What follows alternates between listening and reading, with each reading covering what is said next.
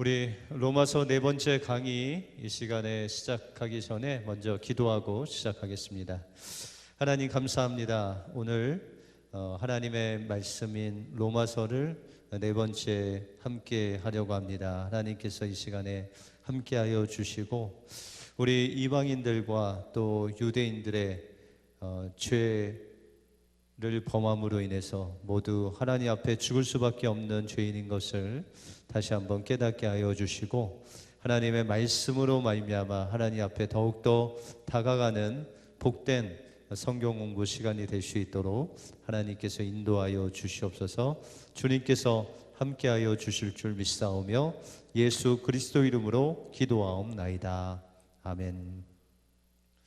할렐루야. 여러분들 주님의 이름으로 환영합니다. 오늘 로마서 네 번째 시간인데요, 하나님 말씀 한 구절 읽고 강의를 시작하겠습니다.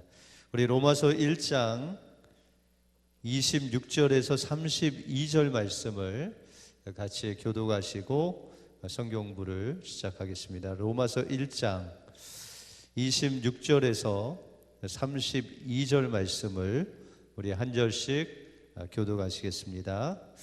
이를 인하여 하나님께서 저희를 부끄러운 욕심에 내어 버려 두셨으니 곧 저희 여인들도 순리대로 쓸 것을 바꾸어 영리대로 쓰며 이와 같이 남자들도 순리대로 여인 쓰기를 버리고 서로 향하여 음욕이 부릴 듯하며 남자가 남자로 더불어 부끄러운 일을 행하여 저희의 그릇 때문에 상당한 보응을 그 자신에게 받았느니라. 또한 저희가 마음에 하나님 두기를 싫어하며 하나님께서 저희를 그 상실한 마음대로 내어 버려 두사 합당치 못한 일을 하게 하셨으니 곧 모든 불의, 추악, 탐욕, 악의가 가득한 자요, 시기, 살인, 분쟁, 사기, 악독이 가득한 자요, 수군수군하는 자요, 비방하는 자요, 하나님을 미워하시는 자요, 능욕하는 자요, 교만한 자요, 자랑하는 자요, 악을 도모하는 자요, 부모를 거역하는 자요, 우매한 자요, 배역하는 자요, 무정한 자요, 무자비한 자라. 같이 읽겠습니다. 저희가 이 같은 일을 행하는 자는 사형에 해당된다고 하나님의 정하심을 알고도 자기들만 행할 뿐 아니라 또한 그 일을 행하는 자를 옳다 하느니라. 아멘. 우리 옆 사람들과 이렇게 한번 인사하겠습니다. 주님의 이름으로 사랑합니다. 오늘 성경부에 나온 여러분들 주님의 이름으로 사랑합니다. 주님의 사랑으로 날마다 승리하시는 여러분들의 삶이 되시길 바랍니다. 우리가 지난 시간에는 로마서 1장 21절까지 우리가 보았습니다. 하나님께서는 자연 계시를 통해서 자연 만물을 보았을 때 하나님께서 이 모든 만물을 창조하신 그 하나님의 신성, 하나님의 살아계심을 그 자연을 통해서 우리에게 보여주셨다. 그것이 바로 자연 계시입니다. 그럼에도 불구하고 이 창세로부터 시작해서 지금까지 하나님이 보여주신 그 모든 만물, 또 사람, 피조물을 보고도 하나님께서 계신 것을 알려주셨음에도 불구하고 하나님을 감사치도 않고 하나님께 영화롭게도 하지 않는 그들이 받는 심판에 대해서 말씀하셨습니다. 이제 계속해서 그들의 어두운 마음에 대해서 말씀하시는데 22절에 보시면 스스로 지혜 있다 하나 우준하게 되어 라고 말씀하고 있습니다. 여기서 스스로 지혜 있다 하나라고 말씀하신 것은 바로 자신이 하나님 없이 나는 살 수 있다라고 그렇게 말하는 자들의 모습입니다. 그래서 우리가 시편 14편 1절에 보시면 하나님이 없다 하는 자들은 다 어리석은 자들이다라고 그렇게 말씀하고 있습니다. 하나님 없이도 자신의 지혜로, 자신의 지식으로, 자신의 능력으로 살 수 있다고 하는 그 사람이 바로 어리석은 자들이다라고 말씀하고 있다는 것입니다. 그래서 그들은 이제 하나님이 없다 보니까 자신들의 눈에 보이는 하나님이 만드신 그 피조물을 하나님의 위치에 두었다라고 말씀하고 있습니다. 그래서 23절에 보시면 썩어지지 아니하는 하나님의 영광을 썩어질 사람과 금수와 버러지 형상의 우상으로 바꾸었다라고 말씀하고 있습니다. 이 대표적인 사건이 바로 출애굽기 32장에 보시면 금송아지 사건입니다. 모세가 이제 하나님께서 명령하신 그 십계명을 받으러 시내산에 올라가서 40일 동안 하나님의 그 말씀과 또 하나님께서 친히 그 십계명을 돌판에 새겨주시는 놀라운 일들을 하고 있는 그 사이에 이스라엘 백성들은 그 시내산 아래서 모세가 오지 않자 그들이 두려워하고 그들을 애굽에서 인도하여 낸 그 신, 눈에 보이는 신을 만듭니다. 그것이 바로 금송아지 사건이죠. 이와 같이 이방인들은 하나님이 없다 보니까 자신의 그 지혜를 하나님의 지혜로 둔갑시키고 또한 보이지 않는 하나님을 보이는 그런 피조물의 형상으로 만들어서 그것을 섬기는 우상을 만들었다라고 말씀하고 있습니다. 이와 같이 이방인들이 하나님 없이 없는 그 마음, 상실한 마음대로 하나님께서는 내버려 두었다라고 그렇게 말씀하고 있습니다.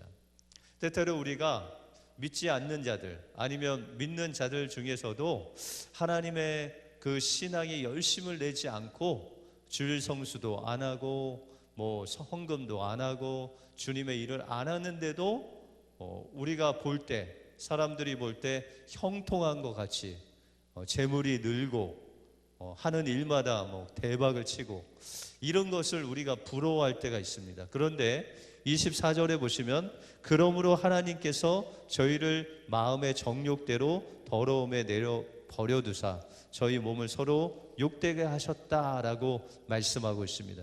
하나님께서 이 행하는 모든 일들을 그냥 내버려 두셨다는 거예요. 죄를 범하고 또 마음에 하나님이 없다 하고 또 그 마음으로 탐욕과 음란과 정욕에 빠져서 사는 그 사람들, 아무리 하나님의 복음을 전해도 듣지 아니하는 자들을 하나님께서는 심판을 하시는데 그냥 그 상실한 마음대로 내버려 두셨다라고 말씀하고 있습니다. 우리 여러분들이 가지고 있는 8페이지에 보시면 진도가 8페이지를 나가고 있습니다. 그래서 25절에 보시면 이는 저희가 하나님의 진리를 거짓 것으로 바꾸어 피조물을 조물주보다 더 경배하고 섬김이다. 주는 곧 영원히 찬송할 이시로다. 아멘이라고 사도 바울이 고백하죠. 하나님의 진리를 거짓 것으로 바꾸어서, 다시 말해서 하나님, 보이지 않는 하나님께서 모든 만물을 창조하시고 또한 하나님께서 보이는 이 특별 계시를 통해서 또한 예수님께서 2000년 전에 오셔서 하나님의 그 진리를 보여주셨음에도 불구하고 그 하나님께서 보내신 예수 그리스도를 믿지 아니하고 성경을 믿지 아니하고 하나님께서 보여주신 자연 계시를 믿지 아니하고 도리어 우리가 하나님 섬기는 그 하나님 자리에 하나님께서 만드신 피조물을 경배하고 섬기는 그 사람들을 하나님께서 이제 심판하시겠다라는 것입니다. 그래서 여러분들 누가복음 15장에 보시면 탕자의 비유가 나오죠. 근데 이 탕자의 비유에서 우리가 간과하지 말아야 할 것은 바로 이 탕자가 아버지의 그 분깃, 그 재산, 그 어떻게 보면 그 아버지의 생명과 같은 그 분깃을 탕자가 가지고 먼 나라로 갑니다. 그런데 우리는 생각하기를 이 탕자가 아버지를 떠나가서 실패하고 돌아왔기 때문에 만약에 그가 성공했으면 어떨까라는 생각을 하죠.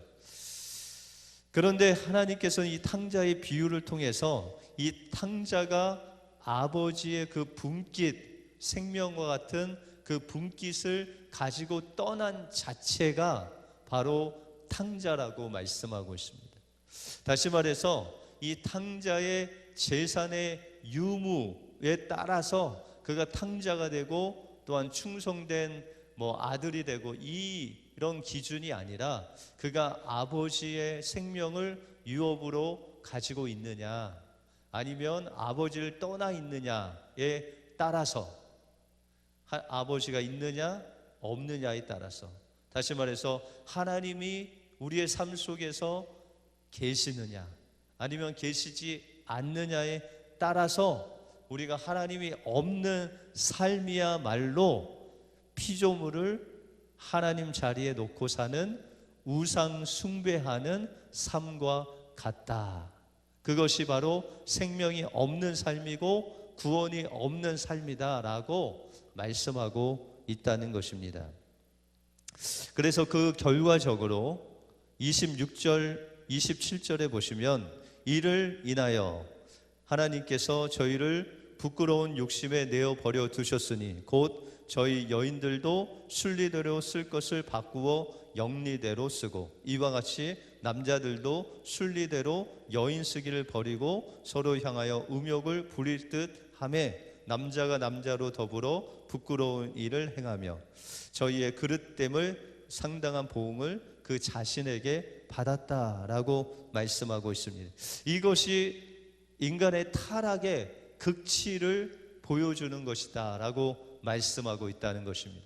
하나님께서 그들에게 복음도 전하시고 하나님의 그 신성이 보이는 자연 계시를 통해서 하나님을 알려주시고 또한 이방인들은 양심을 통해서 살아계신 하나님을 그 양심을 통해서 말씀하시고, 그럼에도 불구하고 그들이 자신을 하나님의 자리에 놓고 하나님이 없다고 하면서 피조물을 하나님 자리에 놓은 그들을 이제는 심판하시되 그냥 그들을 하는 대로 내버려 두셨다는 것이죠. 여러분들 창세기 19장에 보시면 소돔과 고모라 땅이 나옵니다.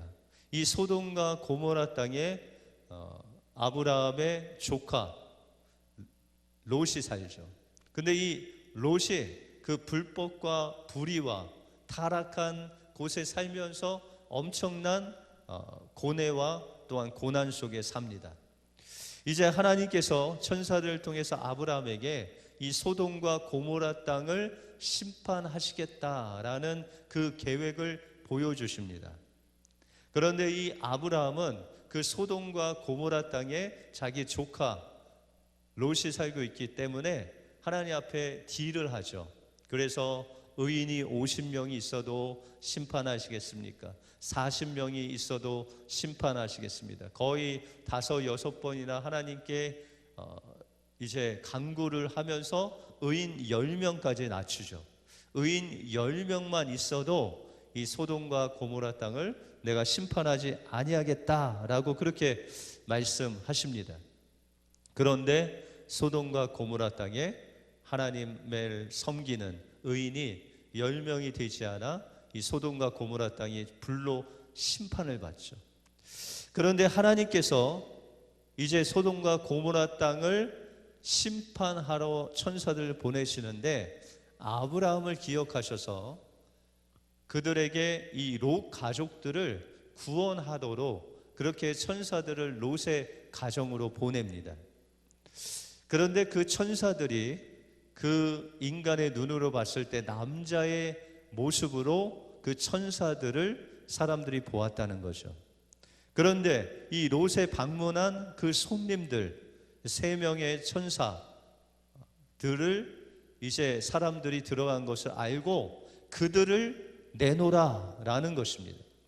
그때 이 아브라함의 조카 롯이 자신의 딸들 2명의 딸이 있었습니다. 모압과 암몬의 조상이 되는 그 딸 2명이 있다고 하면서 내 딸들을 취하라 라고 합니다.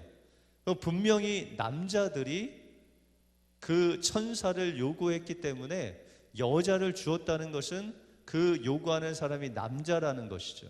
그런데도 불구하고 그들은 롯의 딸들을 거부하고 그 남자인 천사들을 요구합니다.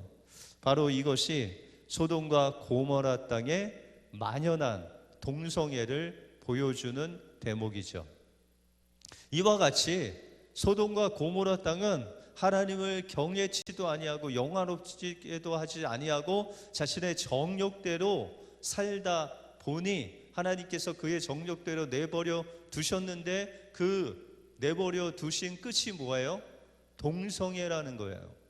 남자가 남자를, 여자가 여자를 하나님께서 순리대로 지으신 그 질서를 파괴한 그 모습이 바로 동성애다라고 말씀하고 있습니다. 이것이 이방인들의 그 타락의 극치를 말씀해 주는 것이 바로 동성애다라고 말씀하고 있다는 것입니다. 지금 우리가 있는 이 미국 땅도 이 동성애를 인정하고 동성 결혼을 인정하죠. 또한 PCUSA 미국 장로교는 헌법을 바뀌어서 그 가정의 의미를 남자와 여자가 부부가 되는 것이 아니라 사람과 사람이 만나서 부부가 되는 그런 엄청난 동성애 결혼을 합법화하게 됐죠. 또한 우리가 살고 있는 이 뉴욕 또한 이 동성애 결혼을 합법화했습니다.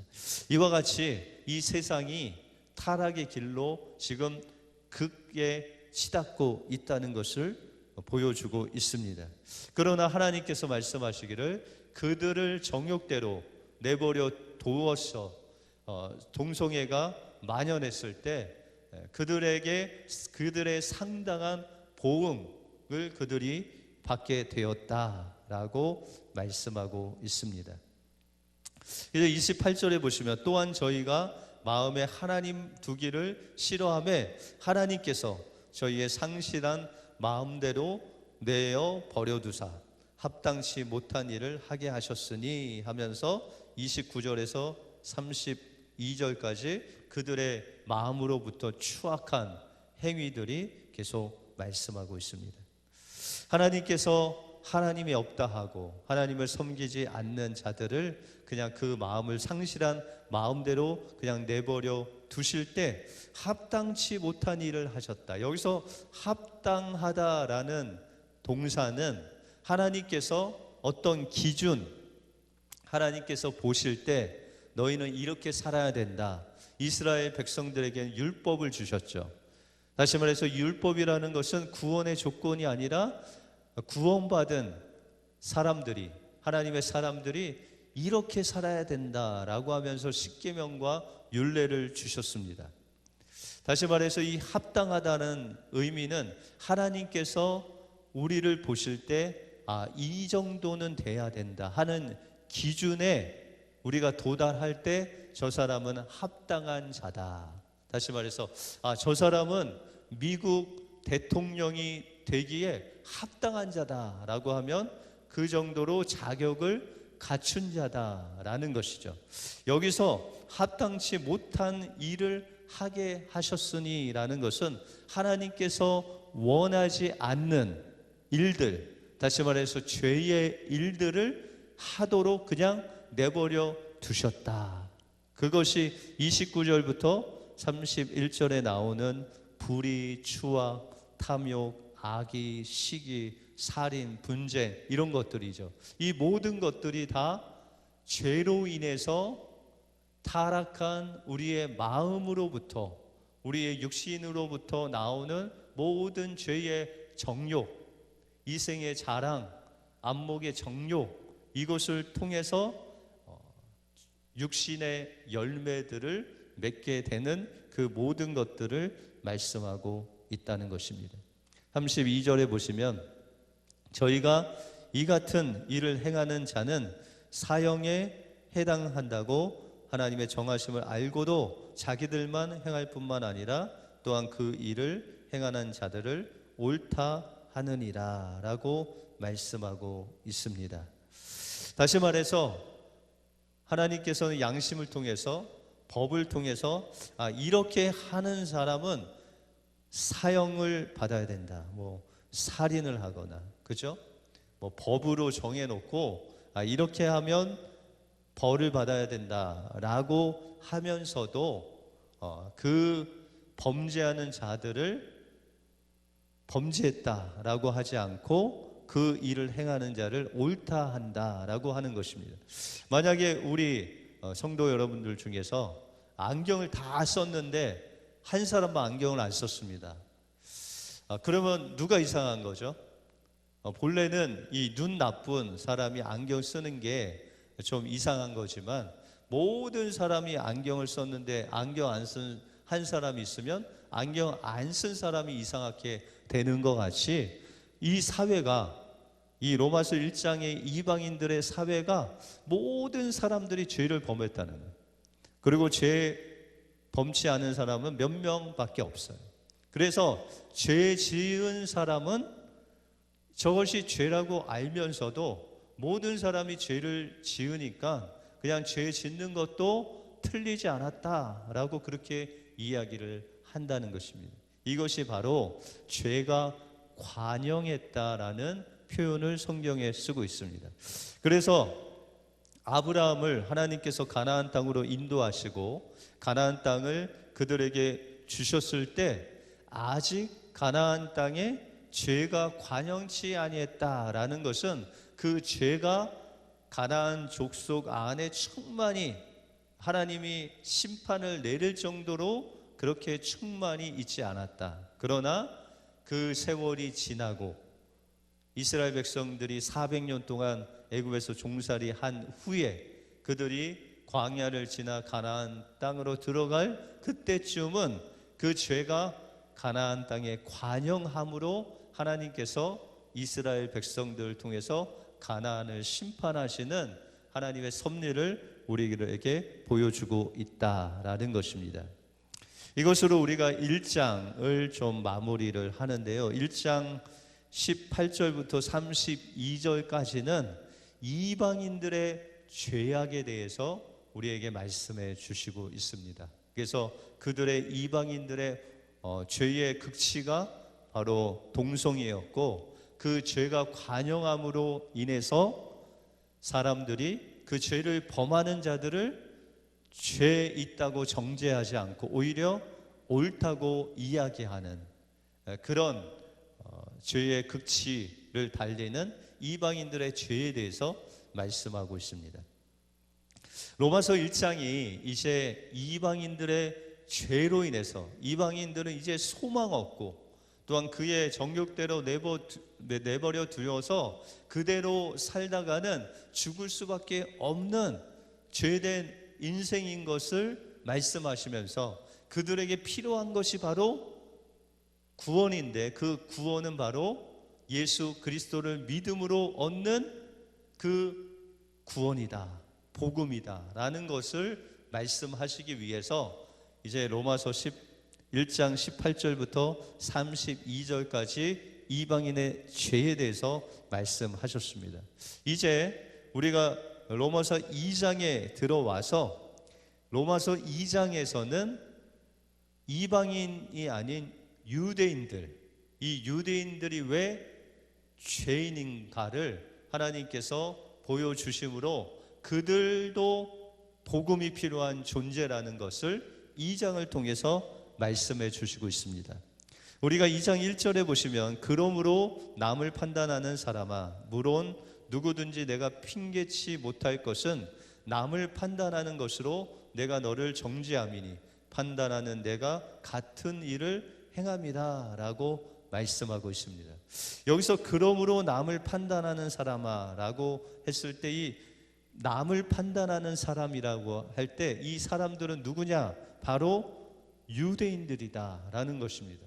유대인들은 사마리아인들, 여러분들 사마리아를 아시죠? 이 사마리아인들은 아수르라는 나라가 이스라엘을 망하게 했습니다. BC 722년에 아수르라는 나라가 강대국이 되어서 이 북왕국인 이스라엘이 망했습니다.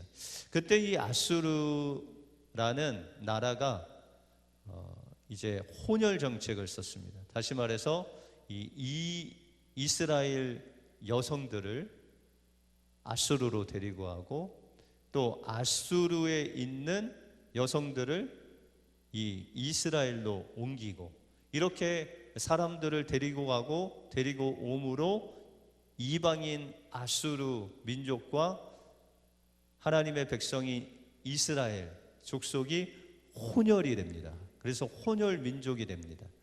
그 혼혈 민족이 바로 사마리아 사람이죠.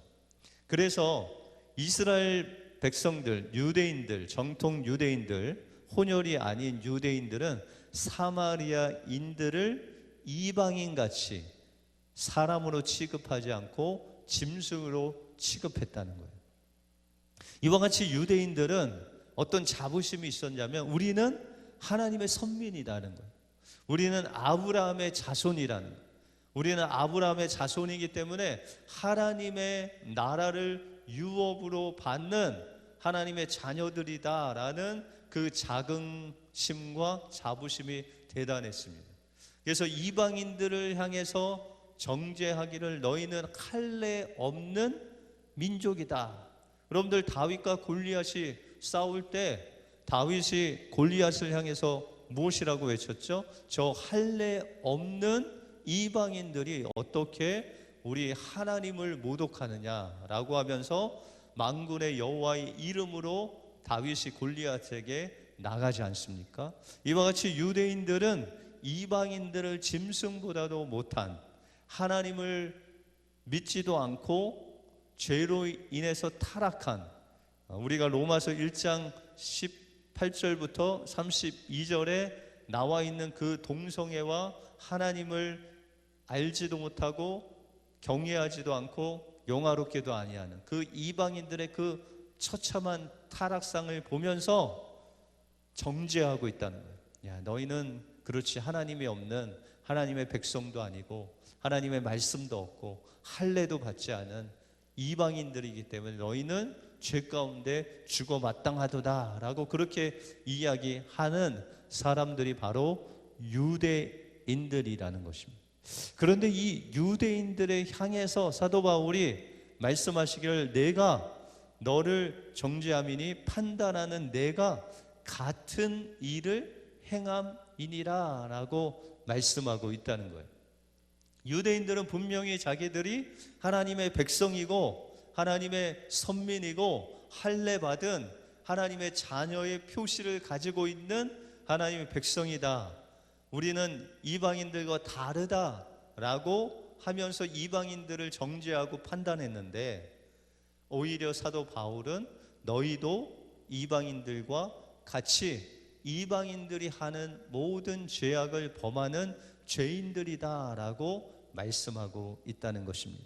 이것을 뒤집어서 생각하면 너희들도 하나님 없이 죄로 인해서 죽을 수밖에 없는 죄인들이기 때문에 너희에게도 이 복음이 예수 그리스도의 십자가의 복음이 너희에게 필요한 존재다라는 것을 말씀하고 있다는 것입니다. 그래서 2절에 보시면 이런 일을 행하는 자에게 하나님의 판단이 진리대로 될 줄을 우리가 아노라. 그러면서 3절에 보시면 이런 일을 행하는 자들 판단하고도 같은 일을 행하는 사람아 내가 하나님의 판단을 피할 줄 아느냐라고 말씀하고 있습니다. 여러분들 구원은 어떻게 우리가 받을 수 있죠? 예수 그리스도를 믿음으로 우리가 구원을 얻을 수 있습니다. 그런데 유대인들은 생각하기를 자신들이 율법을 지키면 구원을 얻을 수 있다.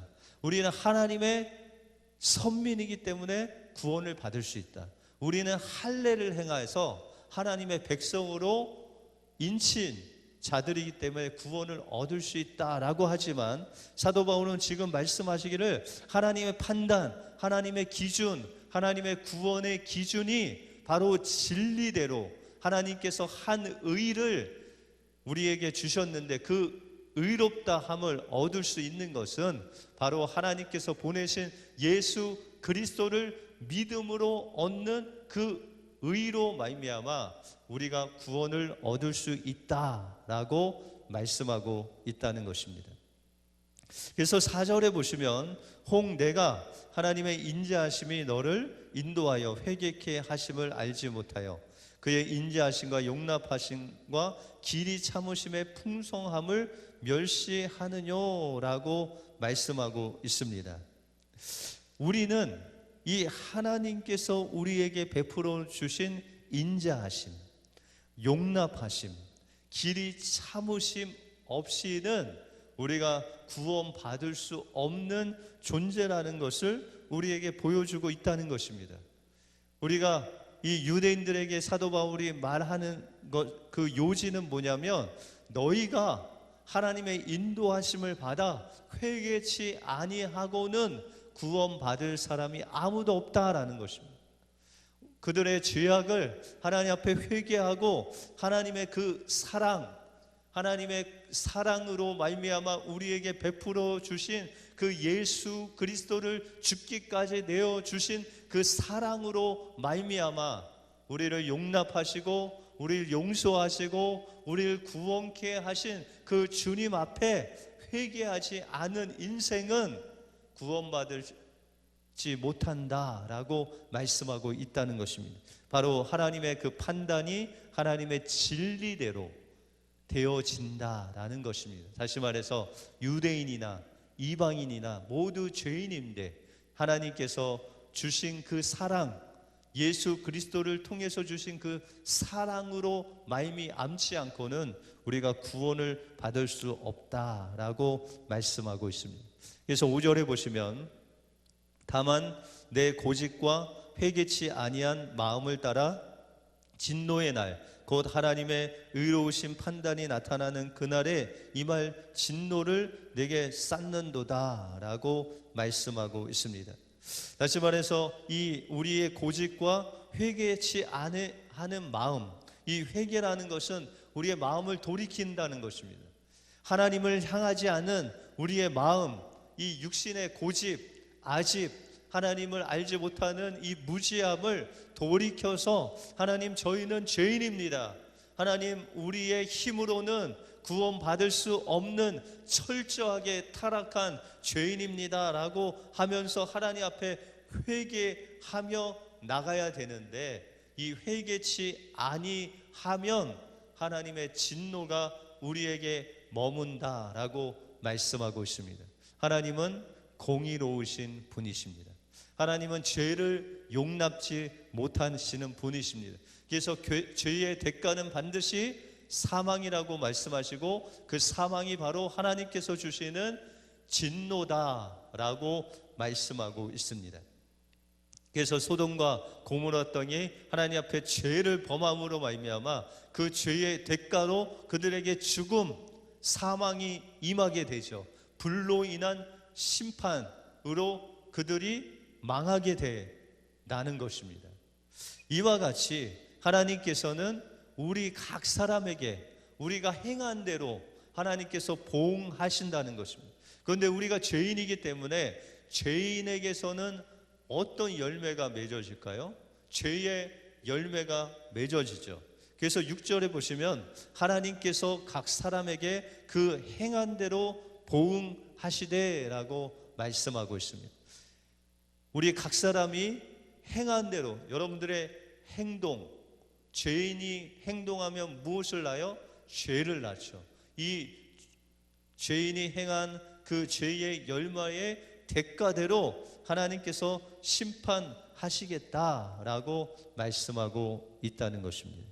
그래서 7절에 보시면 참고 선을 행하며 영광과 존귀와 썩지 아니함을 구하는 자에게는 영생으로 하시겠다.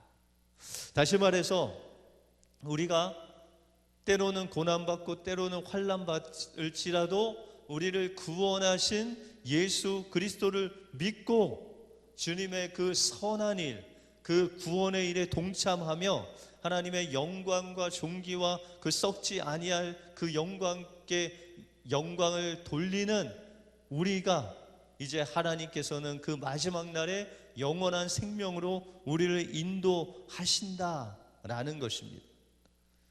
여기서 참고라고 하는 헬라어는 휘포모넨이라는 단어로서 어떤 시험이나 훈련 아래서 견디어내어서 남아있다라는 뜻입니다.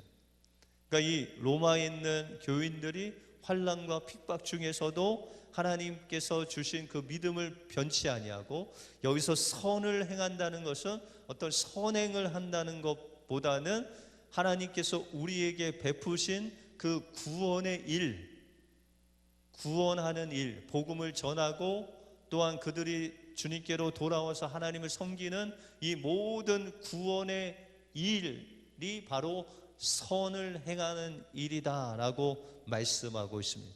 그래서 우리가 믿음으로 참고 선을 행하면 하나님께 영광을 돌리고 그것으로 인해서 우리가 영광스러운 그 영원한 생명을 누리게 된다라는 것입니다. 그런데 8절에 보시면 오직 당을 지어 진리를 쫓지 아니하고 불의를 쫓는 자에게는 노와 분으로 하시리라. 다시 말해서 하나님을 섬기지 않을 뿐만 아니라 다른 사람들, 이 믿지 않는 사람들마저 당을 지어서 하나님을 대적하는 그런 사람들을 하나님께서 심판하시겠다는 것입니다. 여러분들 아론이 대제사장이죠. 또 아들들이 제사장이었습니다. 그런데 이 모세와 아론을 향해서 대적하는 당을 지은 자들이 있었습니다. 그들이 바로 나답과 아비후라는 사람들이었습니다. 그들은 너희만 하나님의 음성을 듣느냐, 너희만 하나님의 일꾼이냐, 우리도 하나님의 일꾼이다 라고 하면서 그들을 대적했을 때, 당을 지어서 대적했을 때 하나님께서는 그들이 사는 그 땅을 지진을 통해서 그들이 땅 속에 들어가게 하시고 그들이 완전히 망하게 하시는 그런 진노를 베푸셨다는 것입니다. 다시 말해서 당을 지어서 하나님의 말씀을 쫓지 아니하고 하나님을 대적하고 하나님께서 우리에게 베풀어 놓으신 그 예수의 그 사랑을 부인하는, 여러분들 하나님께서 독생하신 그 예수 그리스도를 십자가에 내어 주실 때의 마음이 어떠셨을까요? 여러분들의 자녀가 있으면 자녀가 중요합니까? 여러분들의 목숨이 중요합니까? 우리 목숨도 중요하지만 자녀하고 우리 목숨을 선택하라고 하면 자녀를 대부분 선택하시죠. 마찬가지예요. 하나님께서 예수 그리스도를 그 십자가에 내어 주실 때 그 고통은 하나님의 그 생명을 차라리 드리는 것이 낫지, 독생하신 예수 그리스도를 십자가에 내어 주는 것이 얼마나 힘들 결정이었는지, 그 얼마나 마음이 찢어지는 그 엄청난 고통인 것을 우리가 알 수 있다는 것입니다. 그런데 그 독생자 예수를 죽기까지 내어주면서 누구를 구원하시기 위해서? 우리를 죄 가운데서, 왜? 죄의 삭슨 사망이기 때문에 죄가 있는 우리는 그 사망의 처벌을 받을 수밖에 없는 영원한 사망, 여기서 말하는 것은 우리의 육체의 죽음도 포함하지만 우리의 영혼의 죽음을 이야기합니다. 죄의 삭슨 사망이라고 했을 때 둘째 사망을 포함하는 거예요. 첫째 사망은 우리 육신의 죽음이고 둘째 사망은 지옥 가는 거죠. 그래서 요한계시록에 보시면 그 둘째 사망의 그 불못의 지옥이 바로 둘째 사망이죠. 그때 사단과 또 그를 따르는 적그리스도와 또한 믿지 않는 자들이 다 둘째 사망으로 들어가게 되지 않습니까? 그렇게 예수 그리스도를 십자가에 내어 주시기까지 하면서 우리가 받을 그 진노, 소돔과 고모라 땅이 받은 그 진노, 또 예루살렘이 망하는 그 진노를 예수 그리스도께서 대신 대속함으로 우리가 나음을 얻었음에도 불구하고 그 진리를 믿지 아니하고 예수님이 아니다, 예수님이 부활하지 않으셨다, 그 예수님은 메시아가 아니다 라고 믿지 않는 그들을 노와 분노로 심판하시겠다라고 말씀하시면서 9절에 보면 악을 행하는 각 사람의 영에게 환난과 공고가 있을 것이다. 다시 말해서 그들이 하나님을 믿지 않고 독생자 예수 그리스도를 믿지 않고 결국에 죽으면 그들이 둘째 사망에 들어가서 영원히 죽고 싶어도 죽지 않는 그 공고와 그 심판을, 환난을 영원히 받을 것이다 라고 말씀하고 있습니다. 그러나 10절에 보시면 선을 행하는 각 사람에게는 영광과 존귀와 평강이 있을 것이다. 다시 말해서 이 선을 행한다는 것은 바로 예수 그리스도께서 우리를 위해서 죽으시고 부활하신 그 주님이 일해 놓으신 그 선한 행위를 우리가 마음속에 영접하고 받아들이는 그 모든 자들에게 영광과 존귀와 평강을 우리에게 주실 것이다 라고 말씀하고 있습니다. 그래서 11절에는 이는 하나님께서 외모로 사람을 취하지 아니하십니다. 이 11절은 6절에 대한 결론적으로 6절에서 하나님께서 각 사람에게 그 행한 대로 보응하실 것이다. 그러므로 하나님께서는 외모를 취하지 아니하시고 이스라엘 백성들은 형식적으로 예배하고 형식적으로 하나님 섬기고 형식적으로 무엇인가 하나님의 거룩한 백성인 양 그들이 섬겼지만 그 안에는 회칠한 무덤과 같이 완전히 썩어서 하나님을 경외하지도 않고 영화롭게도 하지 않고 이방인들 정죄하고 비난하고 그 악독과 죄에 대한 모든 마음이 그 안에서 있어서 하나님 앞에 회개치 아니하고 주님께서 베풀어 놓으신 그 십자가와 부활을 믿지 아니하는 그 죄악으로 인해서 그들은 진노와 하나님의 그 노를 당할 것이다 라고 말씀하고 있습니다.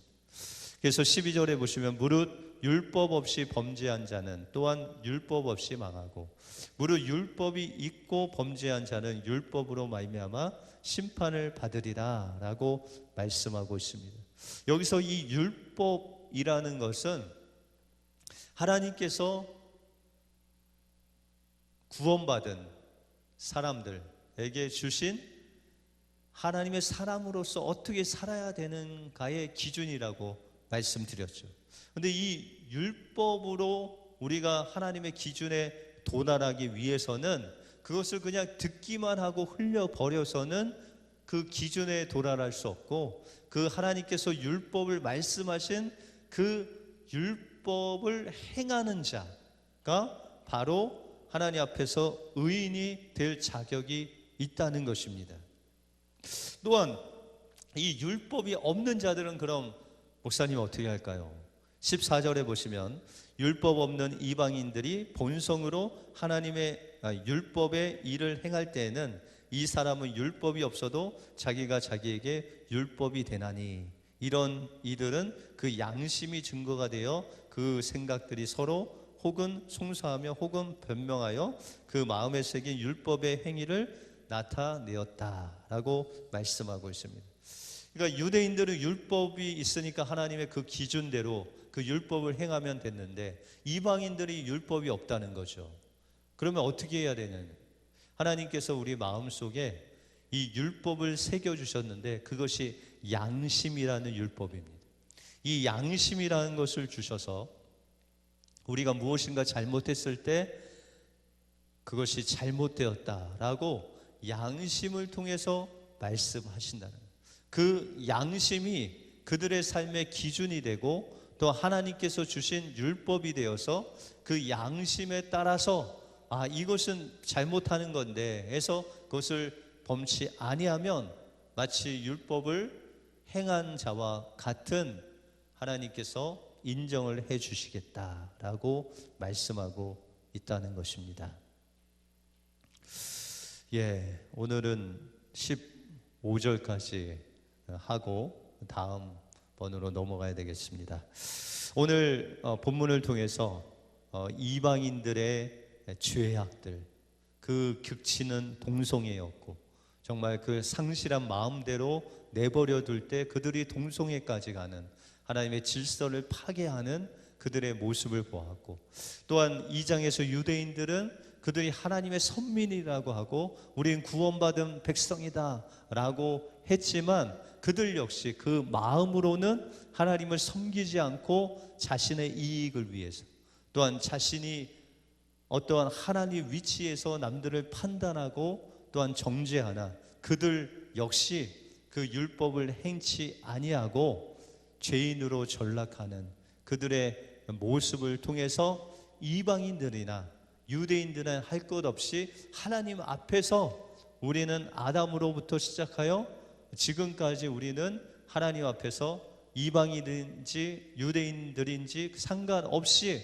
하나님 앞에서 죄인으로 발견되고 그 죄로 인해서 죽을 수밖에 없는, 심판을 받을 수밖에 없는 죄인이라는 것을 오늘 보았습니다. 오늘 말씀을 기억하면서 우리 짧게 합심해서 기도하기 원합니다. 하나님, 아무리 우리가 선을 행하려고 해도 우리의 노력으로, 우리의 행위로, 우리의 마음으로 무엇인가 하려고 해도 죄인된 우리는 죄를 지을 수밖에 없는 연약한 인생입니다. 죄로 인해서 죽을 수밖에 없는, 심판받을 수 없는 우리들입니다. 하나님, 우리가 회개케 하시고 돌이키게 하시고 하나님, 우리의 힘으로 구원받을 수 없는 연약한 인생인 것을 하나님 앞에 자백하며 나가게 하셔서 우리의 구원 되신 예수 그리스도, 우리의 죄를 대속하신 예수 그리스도의 십자가를 붙잡고 그 부활을 붙잡고 오직 예수 그리스도를 통과해야만 구원을 얻을 수 있다는 것을 하나님 앞에 고백하는 회개의 사람들이 되게 해달라고 우리 합심해서 기도하겠습니다. 하나님 감사합니다. 오늘 로마서 1장과 2장을 통해서 이방인들이나 유대인들이나 하나님 앞에 있는 모든 사람들이 하나님 앞에서 죄를 범한 죄인인 것을 저희들이 보았습니다. 우리 안에는 선한 것이 하나도 없고 그 진리를 지킬 수 있는 그런 하나님 선함이 없는 자임을 하나님 우리가 말씀을 통해서 보게 해주심을 감사합니다. 하나님, 우리가 해야 될 것은 하나님 앞에서 하나님 우리의 마음 속에, 우리의 행동 속에, 우리의 삶 속에 하나님 앞에 선한 것이 하나도 없는 것을 고백하오니 하나님, 우리의 마음을 돌이켜서 우리의 행동을 돌이켜서 오직 예수 그리스도 그 한 분만이 우리의 의 되시고 우리의 구원 되심을 다시 한번 고백하오니 하나님, 우리를 용서하시고 우리가 주님께 돌이키오니 우리를 받아주셔서 우리가 죄 가운데 사는 것이 아니라 오직 예수 그리스도를 믿는 믿음 안에서 삶으로 인해서 하나님께서 주시는 의롭다함을 얻게 하여 주시고 우리가 예수 안에 있는 그 은혜와 평강의 풍성한 생명의 풍성함을 누릴 수 있는 우리가 될 수 있도록 주님 인도하여 주시옵소서. 이제 남은 한 주도 하나님께서 함께하여 주셔서 내 자신을 의지하는 것이 아니라 오직 예수, 우리의 구원 되신 예수만을 의지하며 하루하루 승리하는 복된 삶이 되게 하여 주시옵소서. 모든 것 주님께 감사드리오며 예수 그리스도 이름으로 기도하옵나이다. 아멘. 예, 이것으로 우리 로마서 네 번째 강의를 마치겠습니다. 여러분들 오늘 이 밤도 주님과 함께 승리하는 복된 하루가 되시길 바랍니다. 감사합니다.